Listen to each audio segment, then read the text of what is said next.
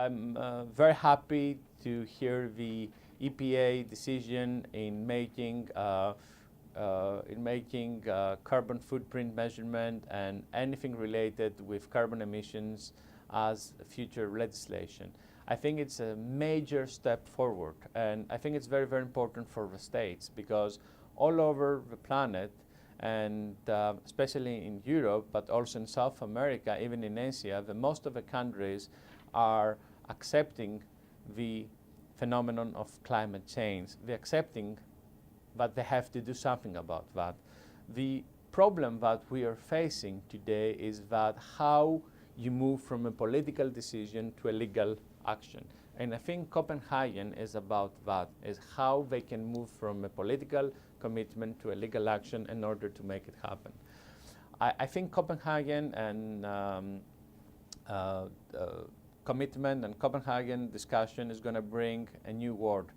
Despite the fact that the results are not going to be very tough for some of the countries like China, India, or whatever, the political commitment from their countries to reduce their carbon emissions and having a contribution to the phenomenon of climate change, I think it's a very, very, very important indication that we have a global agreement towards climate change, towards the reduction of carbon emissions. As you very well know, Europe is leading the way to climate change agenda. We have policies.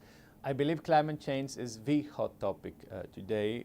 In Europe, there is a lot of legislation even for governments to measure the carbon footprint and reduce it, and it's the same for organizations. So it's a major issue and a major part of the European policy of organizations, not only cap and trade, but also to measure and reduce their carbon footprint.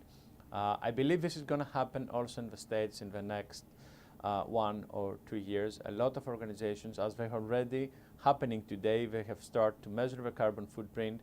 They have already making proactive actions in order to reduce the carbon footprint and be more effective. In the whole world, in countries in South America, we're in the very, very early beginning of environmental aspects. And of course, in China, it's a hot issue, but very few things happening today.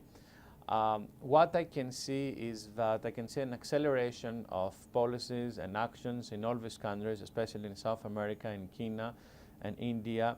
I can see a lot of programs for organizations and for governments to measure the carbon footprint and using new advanced technologies in order to make it happen. It will take a few years, but I believe that Europe is leading the way, and US has the opportunity also to lead the way in the next coming years. The role of NGOs in the sustainability movement is tremendous. They had and they still playing a significant role. And I think it's very, very important for NGOs to provide tangible results. The NGOs are playing an inspirational role to the sustainability movement, and they should continue doing that. But at the same time, they need to meet customers' expectations. And their customers' expectations today is transparency. A lot of NGOs want to be more transparent.